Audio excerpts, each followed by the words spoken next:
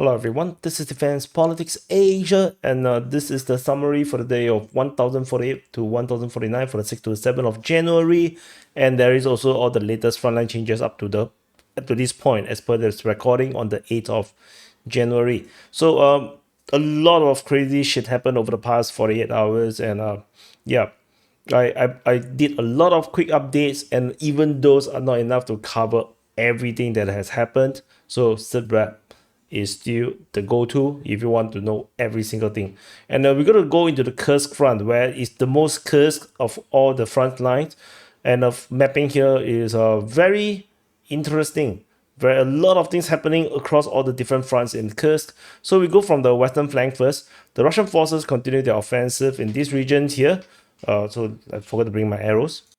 So here we go. Russian forces are fighting in the region of Novo-Ivanovka. According to the Ukrainians, they are attacking at Leonidovo, Alexandria, Nikorsky, Lebedevka, Slivnikovo, as well as Nikolaevo Darino. Ukrainian forces were attacking at Leonidovo region, according to the Russian sources. And according to Ukrainian mapping, they have claimed that they have more controls around the eastern part of Nizhny Incline.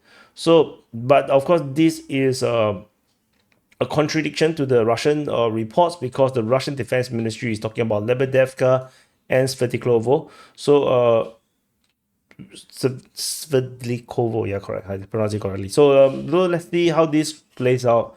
But this western flank continues to be some kind of like a pinning thing. The Ukrainians are getting pinned here. And they cannot get out of it, because if they let go, the Russians will just sweep across the farmlands. So they are still holding this position, while the rest of the front line went to hell. So over in the northern flank, we have some major situation. So Russian forces are fighting in the region of Pogrebki, Staraya Sorokina, Malaya Loknia, as well as Kursk Offensives. Of course, this is a little bit of another thing which I will talk more about, where the Ukrainians launched their offensive. According to the mapping, geolocations on two different locations, including this latest one. This one is the latest one that shows Russian forces basically have captured a lot of grounds in this region here. And basically, they have entered into Staraya Sorokina again. So these are very, very complicated. So I'm going to zoom in. If not, you guys are not going to see. So this one is based on Ukrainian mapping. They have disclaimed this entire forest region. In fact, their mapping goes all the way like this. However, because of the geolocation of Ukrainian forces at the west of on the western part of Olovka, so which is why I still leave the Ukrainian mapping there. However, the Russian forces basically have taken all of these forests in the western part of Olovka or Novaya Sorokina. South of this position, so we're going to move this whole thing up a bit. So south of this position, the Russian forces in the latest mapping, this is one of the latest information, geolocated here between Nikolaevka and Staraya Sorokina, which means that the Russian forces basically have attacked and landed troops in this area here. Previous geolocation also shows Russian forces having the forest lines in the northwest of Staraya Sorokina, which means that Russian forces have also advanced their control, which means that the Ukrainian defense line along all these areas have broken. And now we can see how the Russians attack Malaya Loknia. Of course, this also feels still a bit weird, because this is a very new information, which means that the Russians could be attacking Malaya Loknia from a different direction, which we still do not have the mapping to support this hypothesis that the Russians are attacking from the east. So, but this is the latest situation over in this sector. Things are getting very complicated. Maybe it's time for another battlefield analysis, because this is really crazy. Over on this other side, we can call this even the northeast flank or what. So the Ukrainians actually launched an attack in the direction of Bolshoi Sadatskoye, which generally is actually that's just what the Russians say. Is the Ukrainians actually more realistically is attacking towards Berdin as well as Novosibirsk, and they were successful in the beginning to land troops, but then after that they got pushed out. They're unable to hold a position because of heavy drone operations from the Russian side as well as heavy artillery.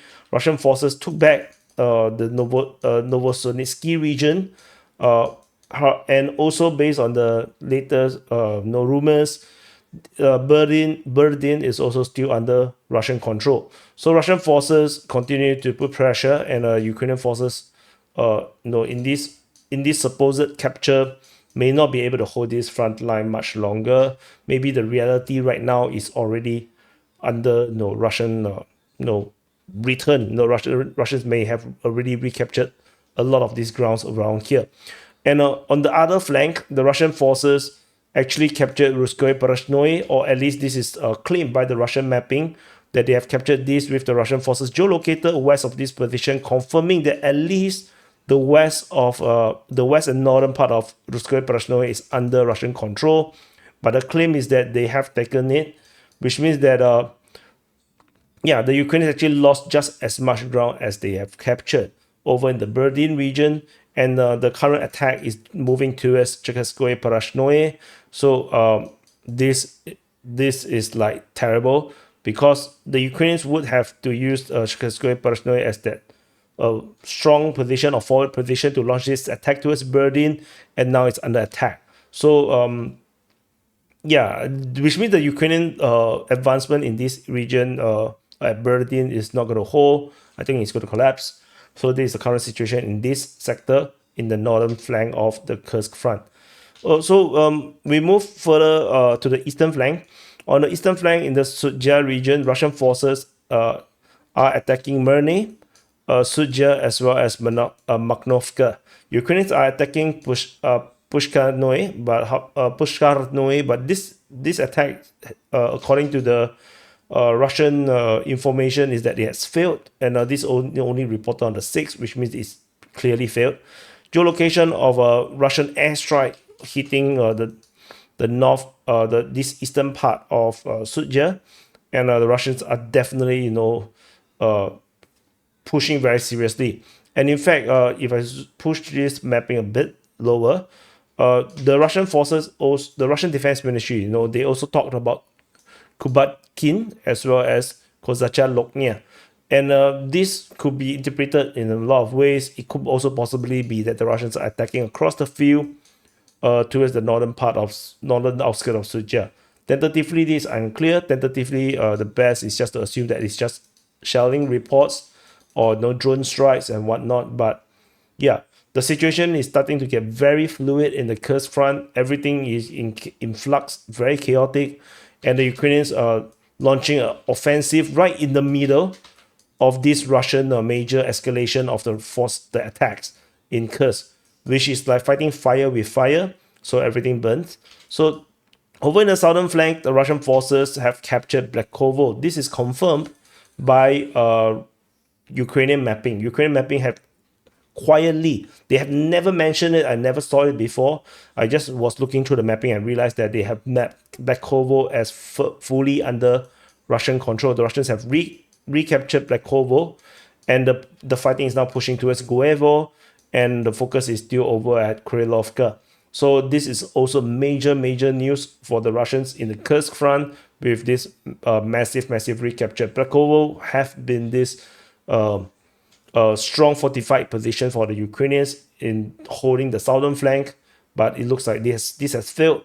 But it's not that bad. There's a lot of forest in the Guevo-Krylovka region, and there's a river, the Svel River. So the Ukrainians definitely still have a lot of defensive potential in this southern flank of the Kursk front. So that's all from the Kursk front. So just the Kursk front itself, this is 9 minutes. This could have been a video on its own. But I still need to do the SITREP, because if I don't do the SITREP, then things are just going to escalate, and more things will be on the map, and I can't start a new map. So so we have to do the SITREP now. So over in the Kharkiv front, at the Kharkiv front, the Russian forces are attacking in 2 different vectors. One is over in this region here at Khraniv, at the Kozacha Lopan sector, as well as Veterinarny. So there's some attack along the border regions. There's some shelling reported at Oreshanka, according to the Russian Defense Ministry. It's very far away from the front line. there is fighting reported at Lipsy. And on the other side, at Voschansk region, there is fighting reported at Voschansk as well as Taike. So Taike is very recent. It's according to the Ukrainian Defense Ministry. Tentatively, so still no clear sign that the Russians are going on a full hamp in this region here. They still haven't pushed in a real offensive pushing around here. The offensive pushing is actually over in the Voronezh front. But before we go to Voronezh, there's some interesting reports from the Ukrainian Defense Ministry. They have been mentioning Topoli in their Kupiansk direction report. The only Topoli I found was actually this one, but this is under Russian control, just across the border near Pisky. So I'm not exactly sure what the Ukrainians mean by the Russians are attacking in the Topoli region. Are they trying to cross the river at Kayamka? It's really unclear at this moment. So definitely something to watch about this Topoli. Very, very weird. Unless you guys see another Topoli, nearby in the Kupiansk front, you guys let me know. But I'm not sure. That's the Topoli that I found. So over in the Voronezh front, Russian forces continue to hold the bridgehead around Voronezh. They have expanded the control around the regions south of Voronezh. They are still fighting at Voronezh. They have expanded control and the entire bridgehead over in along the Oskil River front, moving towards Zapatne. So the Russian forces are pushing very hard in this region right now. This is way more of an offensive than anything in the Kharkiv front. So we will continue to watch. As I mentioned in the quick update for the Voronezh front, this quick update for this front, this is not likely to be a very, very dangerous place. It's going to be a major disturbance for the Ukrainians, definitely, but strategically, tentatively, I don't think this is a very, very big concern. The more strategic place is actually at the Kupiansk. At the Kupiansk front, the Russian forces are attacking Hulubivka, Sinkivka, Petropavlivka. Shelling is reported at Podoli, as well as Kisharivka, and there is fighting reported at Ivanivka. So this region here is still the usual. I don't expect too much from this area because this is just a very difficult terrain. If the Russians want to push, a lot of troops will die. So maybe they are betting on this Voronezh region. So let's see how this continues to play out. Over in the Pischane front, Russian forces are attacking Klushkivka, Zarizove. The Russian forces confirmed to have captured Lozova, with geolocation confirming the Russians have expanded greatly on the west of Lozova. So I mentioned this in the frontline changes report. This is the DPA's estimation, including Russian mapping in the south of this location. So Russian forces basically have secured Lozova, now putting pressure over on Novaya Krylyakivka. So the Russians are still stuck at Zarizove. So this is still going to continue to fight on and see how this goes. However, the most shocking information is the geolocation of Ukrainian forces at Koliniskivka, which means the Ukrainian forces actually retook the entire forest, now confirmed. Previously, it was just reported by the Ukrainian side. It was a claim. So now confirmed that the Ukrainians have re-entered into Kolesnikivka and basically at least established a pretty straight front line, I would say, at this moment in the northern part of Kolesnikivka. So, but however, the reports of fighting at Klushkivka is according to the Russian Defense Ministry. So we shall continue to wait and see how this continues to play out. And let's move on. But of course, the Russian Defense Ministry mentioned they have captured Kolesnikivka, which is why they cannot say that again. They have to concentrate on Klushkivka. So that's also a possibility. So we move on. Over in the Borova front, Russian forces are very busy around this area here. They are fighting over at Zelenehai, Stepi, which is Petrotravneve, Nadia, Novosahievka, Novoyehorivka, Chernyshkina, as well as Juzilubivka. So the entire front line is very active. At this, but tentatively, we have no frontline updates or any information to suggest any frontline changes, despite there is so much of these reports of the fighting all across the entire front. So let's see how this continues to play out in Borova front. And we move further south. in this southern Svedovay front, we have fighting reported at Makievka, and over at Ivanivka, there is some updates. So this part of the Liman front already, at the Liman front, there is fighting reported at Ivanivka, where the Russian forces full captured Ivanivka. Fighting is reported at Terny, Yampolivka, Zarishne, and Torske. So, and that's all. Ukrainian forces that have artillery getting destroyed by the FPV drone, according to the geolocation. Over at Ivanivka, the Russian forces basically have secured a strong forward position across the Zerabets River. Now, this will become the forward operating base, the FOB for the Russian forces, which allows them to continue to operate from this region here. So that's all from this area here. I just want to note as well, with this, with the advancement in this area here, Russian forces can cut the reinforcement route over at Terny, forcing the collapse of Terny, which means the Russians are on the verge of capturing Terny as well, because the Ukrainians will not be able to reinforce unless they're coming from Yampolivka. So that's what that's the significance in that sense. Over in the Sivers front, we have fighting reported at Bilohorivka, Sivers, and there is a geolocation in the north of Ivano-Darivka, geolocation of Russian forces in the south of Verkhovno-Yamsky, which is a very, very surprising geolocation. Russian forces are pushing up north towards Verkhovno-Yamsky from a different direction. From this area, Ukrainians' heavy and fortification is on the east. So let's see how this goes. The distance from the geolocation to the city is now 1 kilometer. So they are definitely within striking distance now on Verkhovno-Yamsky. So let's see how whether this will turn out to be something more. And over in the Bakhmut front, in the northern flank, Russian forces have restarted battle in the northern flank with fighting reported at Vasukivka, Bondarne, as well as Minkivka. So this is a very surprising. This is reported yesterday by the Russian Defense Ministry, Ukrainian Defense Ministry, and fighting at Minkivka was reported by the Russian Defense Ministry. Probably just a one-off thing. If this become an offensive, this is going to be pretty problematic for the Ukrainians. As a long time ago, more than a year ago, I've mentioned from this area here, the Russians could go up to Rai-Oleksandrivka. From Rai-Oleksandrivka, they were cut off any reinforcement or resupply route coming from the south of the Siversky Donetsk River. They can attack towards Kryaloka, up to Ozerne, or up to Zakitne and cut off the main road, and the entire Sivers front will be operationally encircled. It will be effectively even encircled, and the entire front will just collapse without fighting. So that's how you collapse the Sivers front. Whether the Russians will go for that remains to be seen. That is something that I've analyzed long time ago. Over the central flank or the rest of the Bakhmut front, there is mention of Varyolubivka. Fighting is reported at Chasivya, Stupochki, Prateshne, and Bilohora. So that's all from these areas. This is actually should be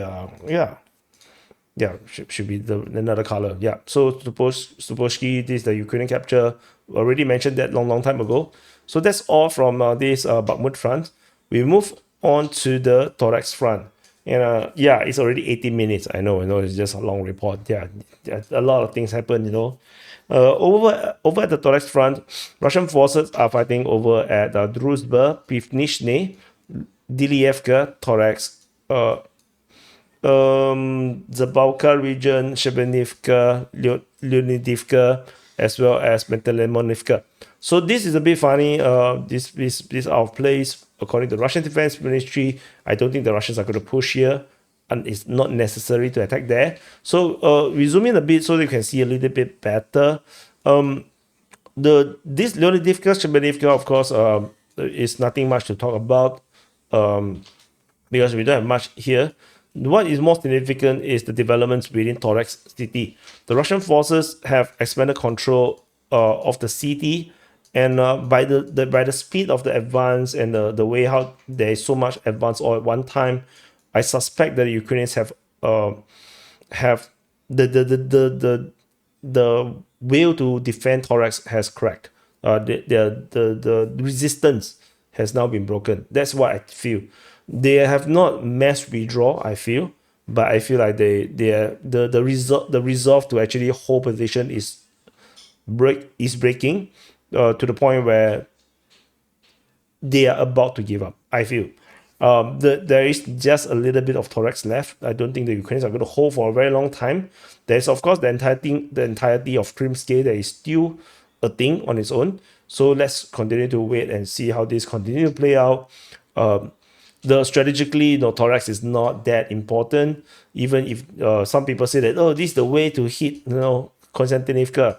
It's pointless. Konstantinivka is yet another fortified city. It's a bigger Bakhmut, and then yeah, and then it's still surrounded by fortifications. It's not very meaningful. So I don't expect too much from there. Over in the northern flank of the Pokrov front, Russian forces are shelling Alexandropil. They are allegedly attacking to Tarasivka, according to the Ukrainian Defense Ministry, which means that the Russians may have already captured Baranivka. They are attacking Vodyane Druhi already. Fighting is still mentioned at Vozdevizhenka, according to the Russian Defense Ministry, but the Ukrainians are talking about Vodyane Druhi, which means that I think Vozdevizhenka is definitely under Russian control as well, and the Russian forces is already geolocated in the new fortifications as they are heading towards this highway junction, which I mentioned is the prime target for the Russians. This is where they definitely want to go to, and there is fighting reported over at Yelizavetivka. So the Russians are definitely pushing out. I believe the real action is in these two lines. These are the real attack. The one attacking towards Tarasivka, to me, this is just diversion. I don't think this is real. Vodyane Druhi, yes, I think this is also a proper attack, because you need this position to secure the northern direction coming from Konstantinivka. So yeah, the big arrow movement is towards here. This is the big arrow. So let's see how this continue to play out from this northern flank. Very, very exciting front line as well. And over on the Minokhrad sector, at the Minokhrad sector, there is fighting reported at Myrilybivka, Promin, towards Minokhrad, Sukiya, as well as Lysivka. So I don't expect a real offensive in this region here. So this is just pinning operation or skirmishes. Over in the Pokrov sector, at the Pokrov sector, I'm going to leave Lysivka out. So this, let me see, I'm fitting everything in. Yeah. So this is the Pokrov sector. Russian forces have, the Russian Defense Ministry announced the capture of the Chensky. Fighting is now at Zelene, Vorozdenia, Shevchenko, towards Pokrov, Pischany. Geolocations confirm the Russian capture of Voskove, as there's still fighting being mentioned there. Fighting is now moving towards Kotline.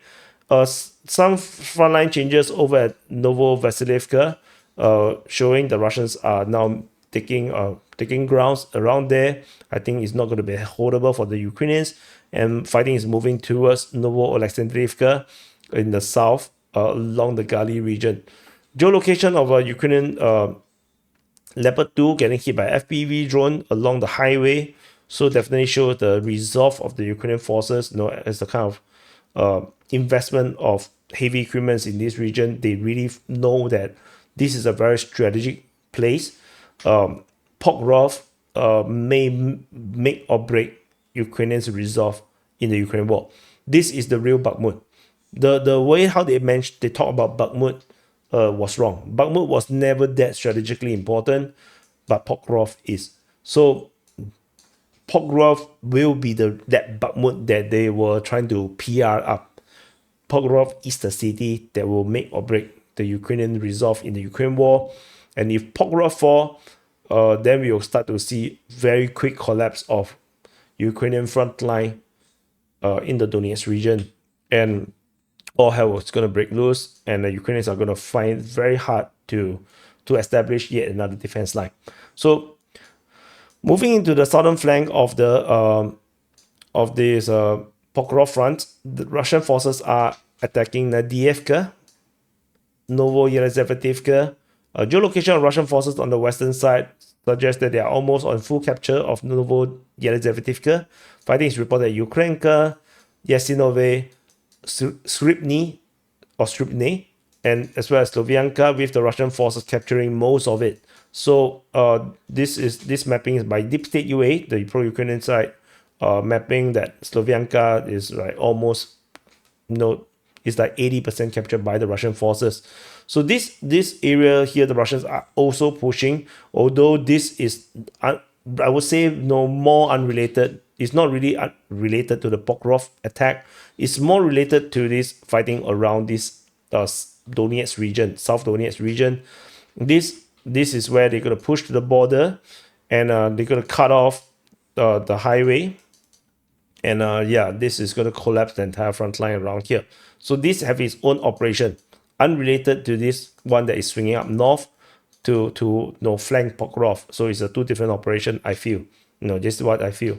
Oh, so over at the Kurakove front, Russian forces have almost full captured Petropavlivka. They are fighting over there.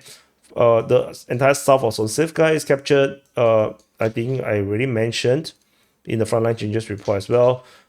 Russian forces have attacked Shevchenko. They are attacking towards Andriivka. They are attacking Dashny. Geolocation of Russian forces showing that they are pushing towards Dashny, and the Russian mapping claim that they have taken everything south of Kurakove. Russian Defense Ministry announced the capture of Kurakove in the very, very long report talking about Ukrainians using 15,000 troops to hold Kurakove. So whatever. So in the very long report, you can go to the map. The map is in the link. Is in the link below on the Defense Politics Asia website. So you can read it yourself, or you can just go to the Russian Defense Ministry Telegram.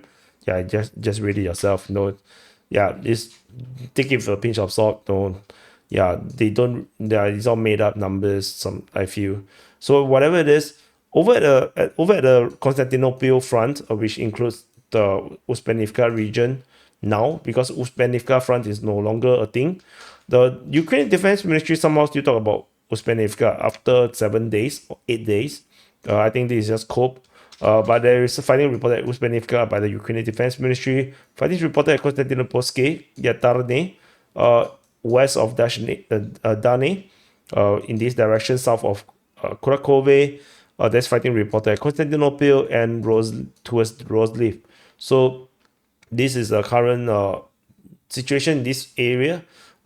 This region here reminds me of the Pivnishne. I think Pivnishne region. Yeah. Or is it Nevelsky salient? No, I can't even remember where the hell it is now. Things are moving so fast. It's like, wow, I can't even keep up. Where is Nevelsky? So yeah, I don't know where is it now. Yeah, I lost it. Yeah, it's called. Yeah, here. Nevelsky is here. So previously we have this salient, right? No. So this salient now reminds me of Nevelsky. So the Ukrainians are defending this salient, which no longer have strategic purposes. Nevelsky is that salient, which is also they're defending, but there is no real strategic purpose to that anymore. It's lost. Kurakove is lost. The entire region here is pointless. They should have withdrawn. So, but because they are AI, AI controlled. So yeah, this is what it is. So anyway, yeah, I can't imagine the Nevelsky was so hard to find. It's so far away. Oh my god. This Ukraine war is so weird. Like suddenly things are moving so quickly. Yep. So anyway, moving on. There's also Barhatia, near Roslev mentioned to be attacked, but this unrelated. This is a future thing, like the front line haven't really reached there. Over at the Velika Novosilka front. Okay, so the fighting is reported at Novi Koma, the Velika Novosilka, Neshkushny, Vremivka, towards Vinnypole, Novosilka, as well as Temerivka. The frontline changes is over at Novosilka, where the Russian forces have made some advance along the tree lines, in largely moving in the direction of Novosilka. Russian forces, taking this area here, and then the Ukrainians map this gray zone, and you should know what I'm gonna say. It can't be possible. So yeah, so Russians most likely have taken this entire region, but yeah, the closest the distance is between the settlement to the front line is around 2.6 kilometers. So is not near, not far. Tentatively, my nose start to disturb me. Yeah, starting to not get a bit itchy. Now my nose is telling me I'm talking for too long. So yeah, the video is too long. Notification from my nose. No, so over at Zaporizhia, there is fighting reported over in Orikhiv, Novodanilivka, Novoandreevka, as well as Pyatikaki. So this continues to be a pretty slow crawl. So I don't expect too much from this area. And over at the Kherson front, the Ukraine Defense Ministry mentioned fighting at Kozaksky Island. Then in their yesterday's report, previously they only mentioned it as Dnipro direction. Later they clarified it to be Kozaksky Island. Not sure if it's the same thing. Shellings reported at Pontativka as well as Sadove, according to the Russian Defense Ministry, but that's about it. So this is the entire summary, the entire situation report for the day of 1048 to 1049 for the 6th to the 7th of January. So thank you for watching. If you watch to this point, you are a real commander. So thank you, commander, for watching the situation report. And so have a great day, and I'll see you guys in the next update.